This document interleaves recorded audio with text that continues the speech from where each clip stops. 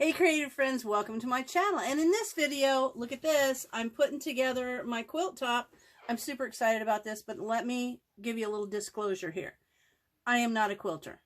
I know like zero, well, I mean the common sense things about quilting, but actually being a quilter, I am not.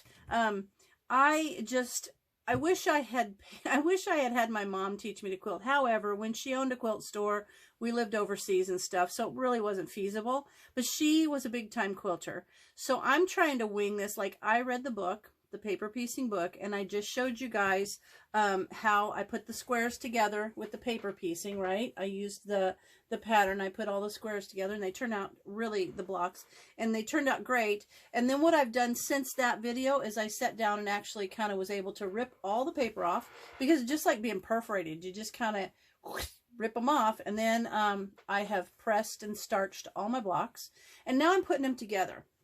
But I want to tell you, you know, I'm figuring it out as I go. A few things, like there's some things I know, but I'm kind of trying to channel my mom, because I feel like when I'm stumped about something, if I give it a little bit of thought, I figure it out. And I feel like, she wants me to make a good quilt. I can tell. So I'll show you what I did. So I posted a picture already of what I laid all the blocks out, and there's 72 blocks. There's 9 rows of 8, or 9 rows of 8 blocks.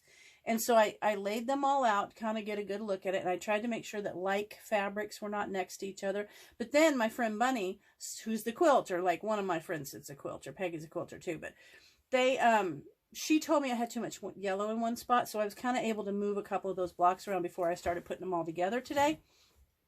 And so that's cool. I appreciate that. So now, then what I did was I had all the rows, and I just took a sticky note and put the numbers 1 through 9 and put one of my little clips, and on the very first block I clipped it, and then I went down that row and then the next row.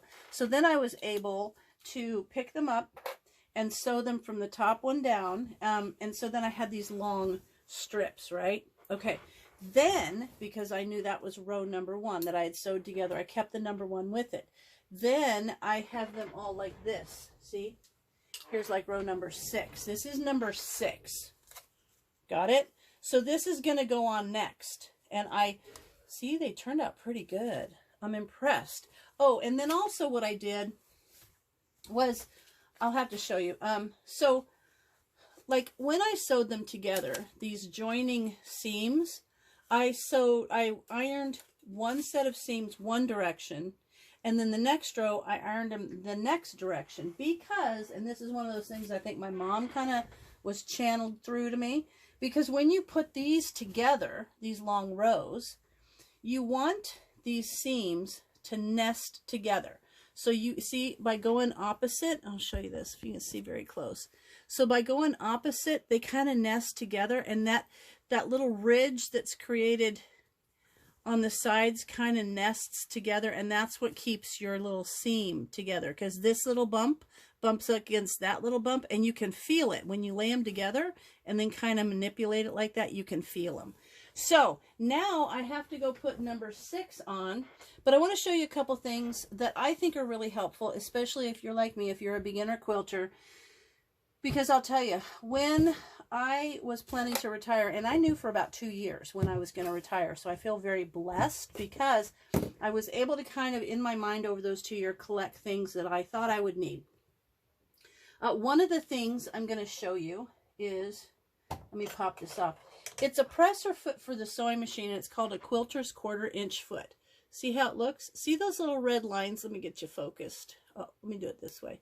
See the little red lines? Okay, so the area from, this is a regular presser foot. Oh, also, you know the deal about people who quilt, their sewing areas are a disaster? True story. There is fabric everywhere. But there's a regular presser foot, and it's a little bit different. So this little, if you run the fabric so that it meets this edge of this little piece, it's a little bit bigger than 1/4 inch. So this foot is awesome, because when I'm putting my fabric through my machine, we'll just pretend I'm doing it, and I run it through my machine. I got to do it this way. So if I run it through my machine so that it's to this edge right there, that, you see there where the needle goes through that little hole, the distance from the needle to this edge, this first red line or this edge, is 1/4 of an inch. So all I have to do is line it up there. Now if I wanted to sew down 1/4 of an inch, these cross lines are also 1/4 of an inch. So it's really cool. It's a good tool. The other thing that I think is handy, if you can get one of these, and I saved up for it because I thought it might be important. When I bought my machine, let me bring it down and show you this. Hang on, I'm going to adjust you. Okay, when I bought my machine, the sewing store had these available, and this is like an acrylic table that slides up on your machine. And I thought to myself, you know what? I am going to go ahead and get one of those, because I thought it was a good idea, because I want to sew clothing, and I hadn't really anticipated doing quilting. But if I'm going to do it, this is a good thing. We pop that in there. This is great because it holds your piece out, gives it more. This is called a Sew Steady, is what it is. And you have to tell them what machine, and they had to, it was during the pandemic too, so they had to order it, but fiberglass and plastic was on back order, so it took like a couple months. But I got this at our little local place where I got my machines. It's called the Electric Hospital in Coos Bay, Oregon, and they're awesome. So I was able to get this. It's got a little measurement thing here. I don't know if you can't see that, but this is a real good help. So I'm going to take you over to the sewing machine, and I'm going to show you how I am putting those pieces together so that they nest together, so that you can really see what I'm talking about.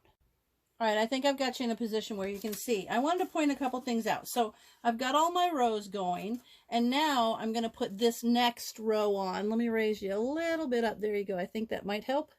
Yeah. So one thing I want to point out is all of the things that are kind of directional fabrics. Like, let me bring this down so you can see. This bear, I made sure that these are all in the same direction. See this little Ariel? She's in the same direction. So this, we're working down the quilt. So now another thing I think is super important is starch, because I've watched people who quilt and they seem to starch everything, and I am a huge fan because my fabric, some people wash it, some people don't, but my fabrics have all been washed. And I'll be honest, some of these, which actually maybe only 1 or 2 of these is from my mom. I have so much of her fabric and it's kind of all mixed together, but these were all in a bag, and I realized, I thought these were mom's, but then I got to looking at them and I realized these aren't.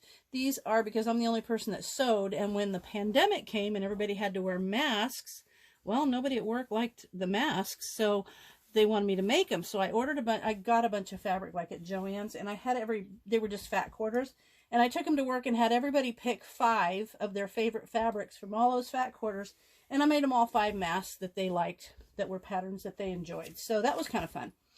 Okay, so this is what's important. When I put the blocks together, the seams between them, I pressed in opposite directions each row. The reason is, let me get my number 6 off there, because, get my clips. Okay, so the reason I did that, which I've seen this, and this is one of those things I think my mom channeled, because as I was getting ready to iron these, this just popped in my head. Okay, so, so I feel like mom was saying, Linda, be sure and do that right.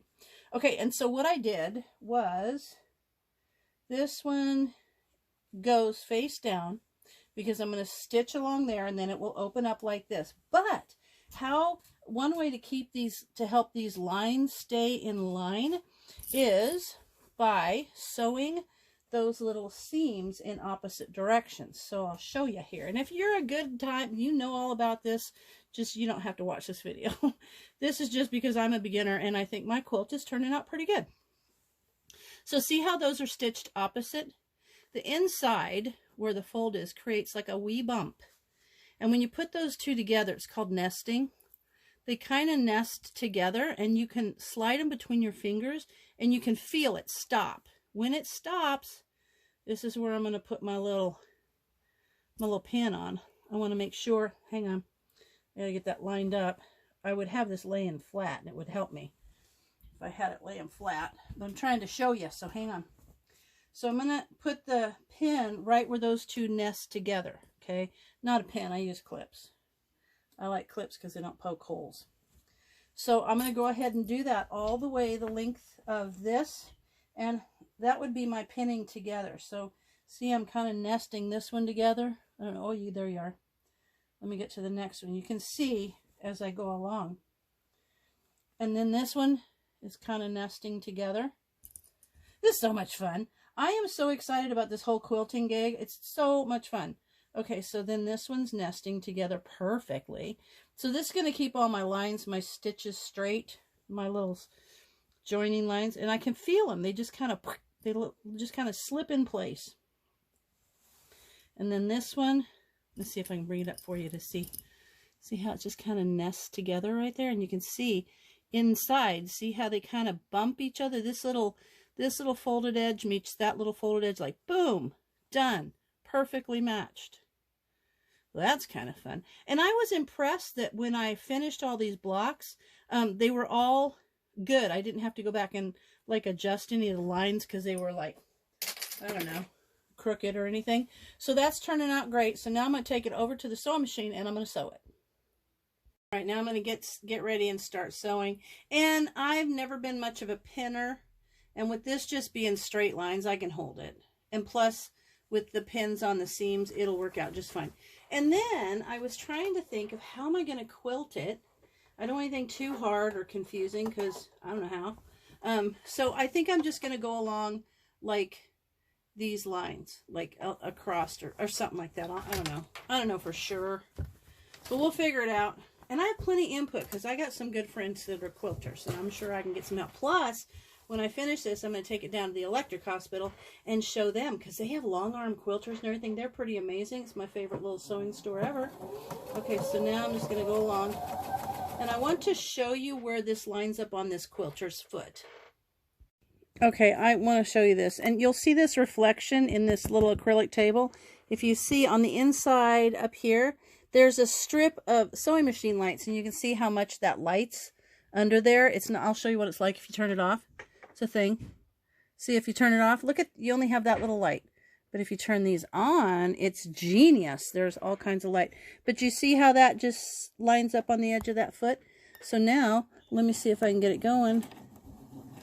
There you go. So there it is. So we're going to go ahead and I'm going to finish. I sew much faster than that, but I'm holding a camera. So we'll be right back. All right, now we're going to get this sewn together. Then I'm just going to iron this one. And I'll show you how fabulous it's turning out. I am so excited about this. Oops, I got caught. There we are. There we go. That's right over where those seams are nesting together. Perfect. I honestly plan to use this in for nothing special. I mean, this is my first quilt, and it was just a whole bunch of extra. I thought it was some of my mom's fabric, but really, I think there's only 1 or 2 pieces. I mean, this is just old mask fabric that I made tons of masks for my co-workers, and now I guess I could call this the 2020 mask remnant quilt. But it's just scrappy stuff, so I'm not doing anything. I want to flip that over. I'm not doing anything special, so I'm literally going to use this like when we go picnicking and stuff. I'm not going to make quilts that are, I'm not good enough personally to make quilts that are like pieces of art. So I'm just making quilts that are functional, no big deal, and I don't really care what happens. I'm so excited about the next quilt though, the one that if you saw my Saturday happenings, then I learned that the Cricut Maker can cut pieces. And so I'm going to make quilt blocks with that. It's going to be so much fun. Anyway, I'm going to finish sewing this and then I'll come back to you. Okay, it's done. I actually am super proud of this. I don't know. I'm just super proud of it. Now, what I need to do is go by my backing, my binding, and my batting, the 3 B's. And then I'm going to put it all together and figure out how to quilt it. But I have to show you because it's done. I'm so excited. Look at that. It turned out so cool. I am so excited about it. So it is that long. No, it's just going to be perfect. Going to be a perfect picnic blanket. So there you have it. My topper is done. and I'm super proud of it, even though it's probably not perfect. But look at, I think that the little points match up pretty good. See there? I think all the lines are matching up pretty good, and I think it has a lot of character. But because it's so colorful, I want to add this in. Apparently, I need to go get a thing called a color catcher, and they're like cloths that you put in when you wash them when it's all done, and it picks up all the colors so they don't bleed and run into each other, which would really be a bummer after I put all this work into it. But there you have it. Woohoo! Let's see what the next step is to get it backed and bound. Okay. Hey, you guys, thanks for watching, and as always, I'll see you in the next video.